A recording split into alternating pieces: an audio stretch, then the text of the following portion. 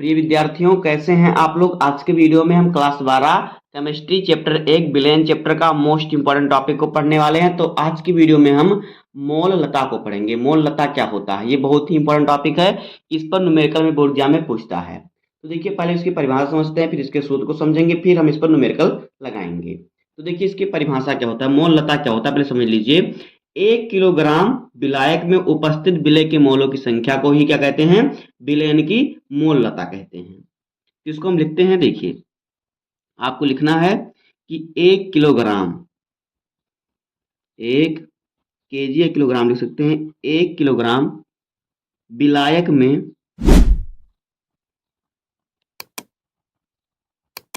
1 kilogram विलायक में उपस्थित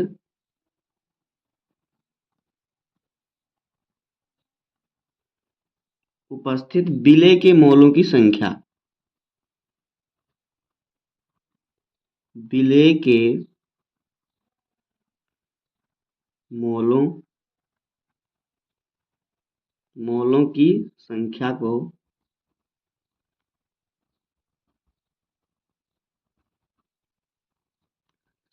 को क्या कहते हैं, मोल लता कहते हैं।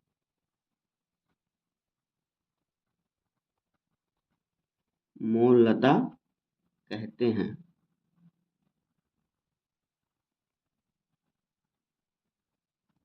क्या होता है, 1 किलोग्राम विलायक में विलेय के जितने मोल उपस्थित होते हैं उन्हीं मोलों की संख्या को क्या कहते हैं, क्या मोल लता कहते हैं। देखिए चित्र समझ लीजिए। यहाँ पे देखिए, हमारा एक हम बर्तन पहले बनाते हैं इस प्रकार से।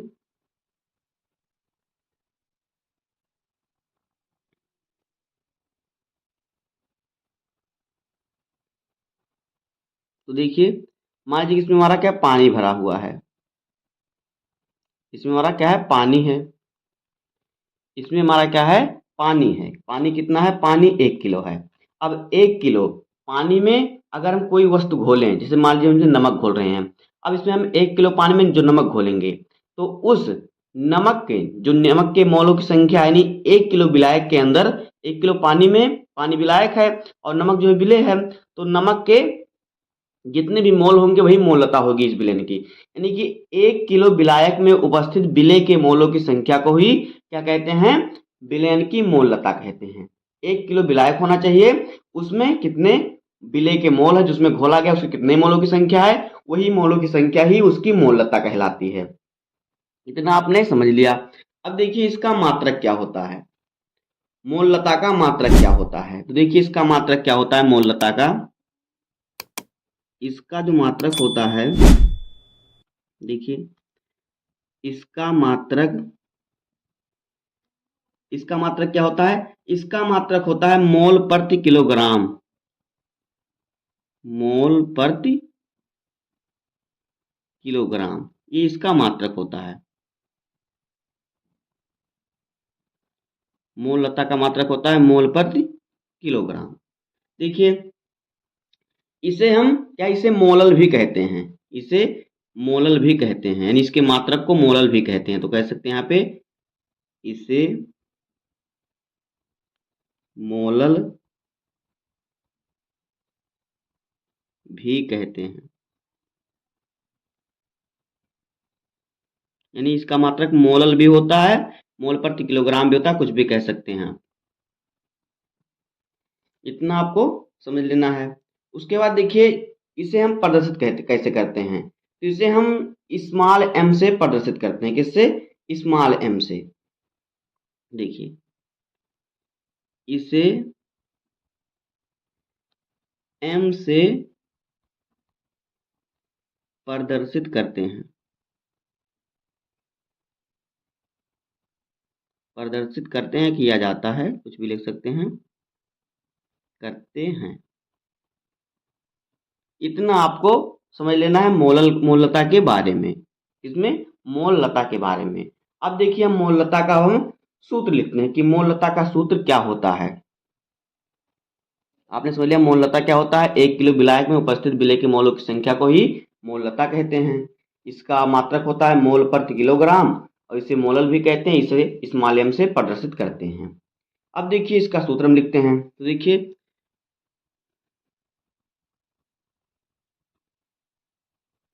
सूत्र देखिए, इसे आप कॉपी में इस प्रकार से नोट भी बना सकते हैं। तो देखिए मोल लता बराबर क्या, जितने भी सूत्र होते हैं मैं सभी को बता दूंगा, जिस सूत्र की आवश्यकता जहां पड़ेगी वहां पर आपको उस सूत्र का उपयोग करना है। तो देखिए मोल लता, मोल लता को हम m से प्रदर्शित करते हैं। तो मोल लता m बराबर, इसका सूत्र क्या होता है, देखिए मोल लता निकालने का सूत्र क्या होता है, मोल लता बराबर होता है विलेय के मोलों की संख्या बटे विलायक का भार। विलेय के मोलों की संख्या, विलेय के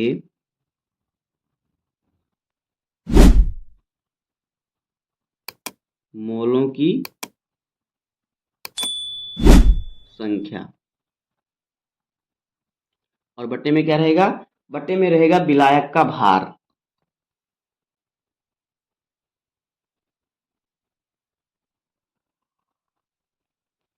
क्या रहेगा बट्टे में, इसके बट्टे में रहेगा हमारा विलायक का भार।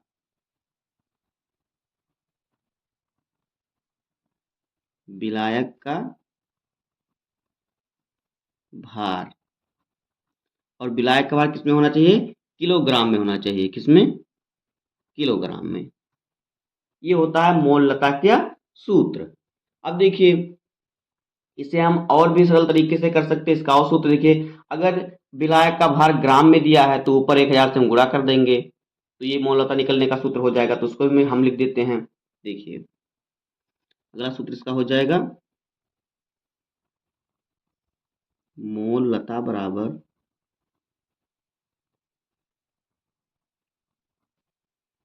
देखिए विलेय के मोलों की संख्या, विलेय यानी जो पदार्थ में घोला हुआ होता है, विलेय के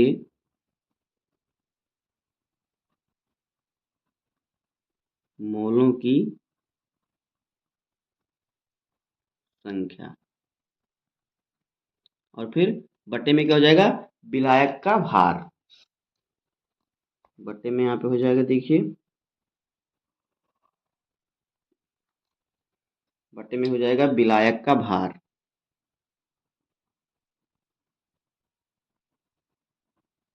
विलायक का भार, विलायक का भार किस में दिया हो, जब ग्राम में दिया हो। तो हम क्या करेंगे, तो हम यहाँ पे 1000 से ऊपर गुणा कर देंगे। तो इस सूत्र का उपयोग करेंगे अगर हमारा जो है विलायक ग्राम में दिया रहेगा, तो विलायक का भार अगर ग्राम में दिया तो इस सूत्र का उपयोग करेंगे। विलायक अगर हमें दिया है किलोग्राम में तो हम इस सूत्र का उपयोग करेंगे। अब आगे देखिए इसका और भी सूत्र एक होता है, तो उसको भी जान लेते हैं। देखिए अगला सूत्र इसका हो जाएगा कि मोल लता बराबर, यहाँ पे देखिए मोल लता m बराबर क्या होता है, देखिए विलेय का भार,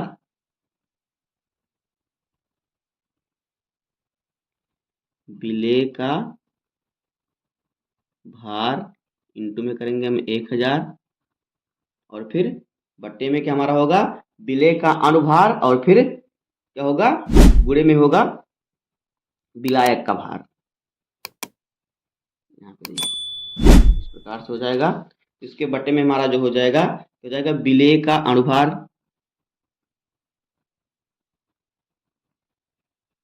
विलेय का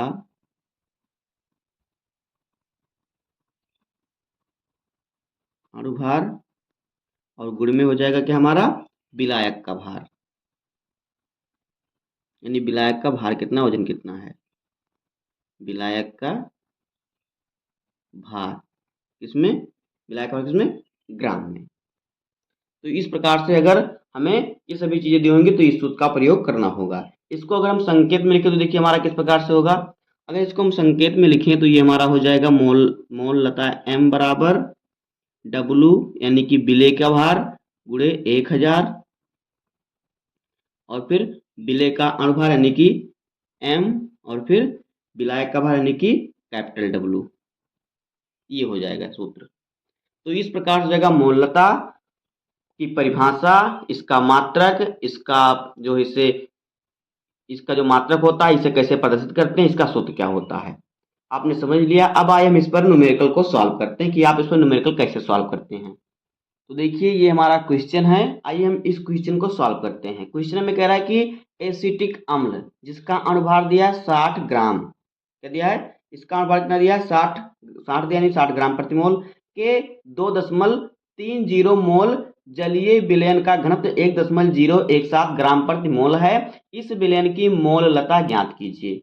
तो देखिए आपको मोललता कैसे ज्ञात करना है, इसकी मोललता हम कैसे ज्ञात करेंगे। तो देखिए हमारा विलेय पदार्थ क्या है, एसिटिक अम्ल है। तो विलेय पदार्थ का अनुभार कितना दिया हुआ है, तो यहाँ पर हम लिखेंगे, देखिए इसको हम हल करेंगे। विलेय पदार्थ का जो है अनुभार कितना दिया हुआ है, देखिए इसमें जो विलेय पदार्थ है, विलेय पदार्थ हमारा क्या है, एसिटिक अम्ल है। विलेय पदार्थ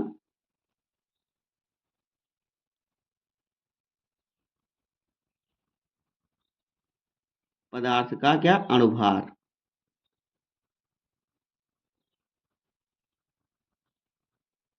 कितना दिया हुआ है यहाँ पे देखिए हमें क्वेश्चन में दिया हुआ है, विलेय पदार्थ का अनुभार कितना दिया है 60, कितना दिया है 60 ग्राम प्रति मोल ही हो जाएगा। तो ये 60 ग्राम प्रति मोल ये हमें दिया हुआ है। और वो देखिए हमें मोललता कितना दिया हुआ है, सॉरी हमें जो है यहाँ पे हमें दिया, देखिए क्या इमें यहाँ पे हमें कह रहा है कि जो इसका घनत्व यानी कि जो यहाँ पे मोलरता दिया हुआ है, देखिए मोलरता कितना दिया हुआ है, तो यहाँ पे मोलरता हमें दिया हुआ है कितना, मोलरता बराबर हमें दिया है 2.30 मोल, इतना हमें दिया है मोलरता का मान। अब देखिए हमें विलयन का घनत्व भी दिया हुआ है, तो विलयन का घनत्व कितना दिया हुआ है, देखिए विलयन का घनत्व, विलयन का घनत्व कितना हमें दिया हुआ है 1.017 ग्राम प्रति मोल, 1.017 ग्राम प्रति मोल, इतना हमें दिया है विलयन का घनत्व। अब आगे देखिए, अब क्या करेंगे हम, देखिए अब हम इसको ज्ञात करते हैं। देखिए हमें यहाँ पे दिया है मोलरता बराबर कितना दिया हुआ, हमें दिया है मोलरता बराबर 2.30 मोल। तो यहाँ से देखिए हम इसका जो है विलयन का आयतन हम यहाँ से ज्ञात कर सकते हैं, क्योंकि हमारा सूत्र होता है मोलरता बराबर क्या होता है, मोलों की संख्या बट्टे विलयन का आयतन। देखिए मोलरता बराबर हमारा सूत्र क्या होता है, मोलरता बराबर सूत्र होता है, क्या होता है, विलय के मोलों की संख्या हमारा ऊपर रहता है और विलयन का आयतन नीचे रहता है। क्या रहता है, विलय के मोलों की संख्या, विलय के मोल और फिर बट्टे में क्या रहता है, विलयन का आयतन, विलयन का क्या रहता है, आयतन। तो हमें दिया कितना, विलय के मोलों की संख्या में कितना दिया हुआ है 2.30 मोल, 2.30 मोल दिया हुआ है। तो प्रति लीटर दिया है ग्राम प्रति लीटर, तो यहाँ पे हमारा लीटर यानी कि विलयन का आयतन हो जाएगा लीटर में, तो यहाँ पे हमारा लीटर यानी हमें कुछ नहीं दिया है तो 1 लीटर हो जाएगा। लीटर लिया लिखा है तो लीटर मतलब हमें कुछ नहीं, यानी कि यहाँ पे 1 रहेगा, यानी कि 1 लीटर, इसका विलयन का आयतन कितना हो गया 1 लीटर हो गया। तो 1 लीटर में कितना होता है, 1 लीटर में 1000 ml होता है, यानी मिलीलीटर होता है। तो जो विलयन का आयतन हो गया कितना हो गया, कितना निकल गया देखिए, तो जो विलयन का आयतन हो गया कितना हो गया, विलयन का आयतन कितना हो गया 1 लीटर हो गया। और 1 लीटर बराबर क्या होता है, 1000 क्या होता है, मिलीलीटर होता है, यानी कि 1000 ml होता है। ये हो गया। अब देखिए, अब हम क्या करते हैं, विलयन का, यहाँ से हम जो है विलयन का द्रव्यमान निकालें, सॉरी विलायक का द्रव्यमान निकाल लेंगे। देखिए सूत्र जो हमारा होता है, सूत्र हमारा होता है विलयन का घनत्व बराबर, विलयन का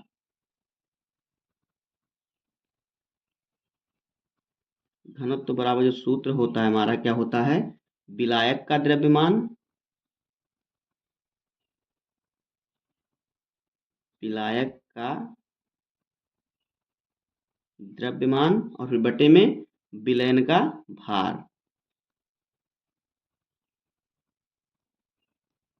विलयन का क्या होता है, भार होता है। तो देखिए हमें विलयन का घनत्व कितना दिया हुआ है, हमारा देखिए विलयन का जो घनत्व है दिया है 1.017, तो इसका हम मान रखेंगे। तो 1.017 इसका हमने मान रख दिया। और बराबर में देखिए हमारा क्या है, हमें विलायक का द्रव्यमान ज्ञात करना है, तो यहाँ पे लिख देंगे विलायक का द्रव्यमान, विलायक यहाँ पे द्रव्यमान, और बटे में हमारा क्या है, विलयन का भार। तो विलयन का भार हमें कितना दिया हुआ है, विलयन का भार हमारा कितना है देखिए 1 लीटर, यानी कि 1000 ml हो जाएगा, यहाँ पे 1000 ml हो जाएगा। अब देखिए यहाँ से हम द्रव्यमान आसानी से निकाल सकते हैं, तो यहाँ पे हो जाएगा हमारा, इसको हम इधर लेके आएंगे, तो यहाँ पे विलायक का द्रव्यमान बराबर, विलायक का द्रव्यमान बराबर कितना हो जाएगा देखिए, यहाँ पे हमारा क्या है, ये पाठांतर हो जाएगा। ये देखिए यहाँ पे जो है ये इसके बट्टे में भाग में रह जाएगा, गुणे में हो जाएगा, तो हो जाएगा यहाँ पे 1.017 गुणे 1000। अब देखिए इसको हम सॉल्व करेंगे तो ये हमारा कितना आएगा, यहाँ से देखिए हमारा 3 अंक बाद दशमलव है, तो 3 जीरो से हमने गुणा किया, तो यहाँ से हमारा 1017 आ जाएगा। ये आ जाएगा विलायक का द्रव्यमान, कितना 1017 हमारा आ गया विलायक का द्रव्यमान। अब हम क्या ज्ञात कर लेंगे, अब हम ज्ञात कर लेंगे विलेय के मोलों की संख्या, जो विलेय पदार्थ है उसके मोलों की संख्या ज्ञात कर लेंगे। तो देखिए यहाँ पर हम ज्ञात कर लेते हैं विलेय के मोलों की संख्या, विलेय के मोलों की संख्या, मोल लिख देते हैं। विलेय के मोल बराबर क्या सूत्र होता है, विलेय का भार बटे विलेय का अणुभार, विलेय का भार और बटे में क्या होता है, विलेय का अणुभार, विलेय का अणुभार। तो देखिए विलेय का अणुभार हमें यहाँ पे देखिए, विलेय हमारा क्या है, एसिटिक अम्ल है, तो एसिटिक अम्ल का जो अणुभार दिया है 60 दिया हुआ है। और विलेय के मोलों की संख्या कितना दिया हुआ है, यहाँ पे देखिए इसके मोलों की संख्या कितना दिया हुआ है, हमने जब यहाँ पे निकाला तो देखिए यहाँ पे आया है मोलकता बराबर 2.30, यानी कि विलेय के मोल कितना है 2.30। तो यहाँ पे हम रखेंगे विलेय के मोल की संख्या के स्थान पर 2.30, और विलेय का भार कितना है हमें निकालना, हमें मालूम नहीं है विलेय का भार, और विलेय का अणुभार 60 है, तो यहाँ पे रखेंगे विलेय का भार, विलेय का भार, और फिर बटे में हमारा विलेय का अणुभार कितना है, तो विलेय का अणुभार 60 है, तो यहाँ पे हम रख देंगे 60। तो देखिए अब यहाँ पे देखिए विलेय का भार हमारा कैसे निकल जाएगा, अब यहाँ पे भी हम इसको इधर लेके जाएंगे, तो यहाँ पे हमारा हो जाएगा विलेय का भार बराबर इधर आ जाएगा, तो ये देखिए 60 इधर भाग में रह जाएगा, गुणा में हो जाएगा, तो ये हमारा हो जाएगा 60 गुणे 2.30। अब देखिए इसका जब हम गुणा कर देंगे तो ये हमारा कितना आ जाएगा विलेय का भार, तो ये हमारा आ जाएगा 138 ग्राम, यानी 138 ग्राम इसका मान आ जाएगा, किसका, विलेय का भार आ जाएगा 138 ग्राम। अब आइए हम इसको आगे सॉल्व कर लेते हैं। देखिए अब हम क्या करेंगे, हम विलयन का भार निकाल लेंगे, उसका इसकी मोलता आसानी से निकाल सकते हैं। तो देखिए इधर हम जगह खाली, तो इधर हम इसको सॉल्व कर लेते हैं। तो देखिए अब देखिए हमें क्या करना, हम विलयन का भार निकाल लेते हैं। तो देखिए विलयन का भार बराबर सूत्र क्या होता है, यहाँ पे देखिए विलयन का भार बराबर सूत्र क्या होता है, देखिए विलयन का भार बराबर हमारा सूत्र क्या होता है, देखिए विलेय का भार प्लस विलायक का भार, क्योंकि विलेय और विलाय मिलकर क्या बनता है, विलयन बनता है, विलेय प्लस विलायक मिलकर विलयन बनता है, उसका भार निकल जाएगा।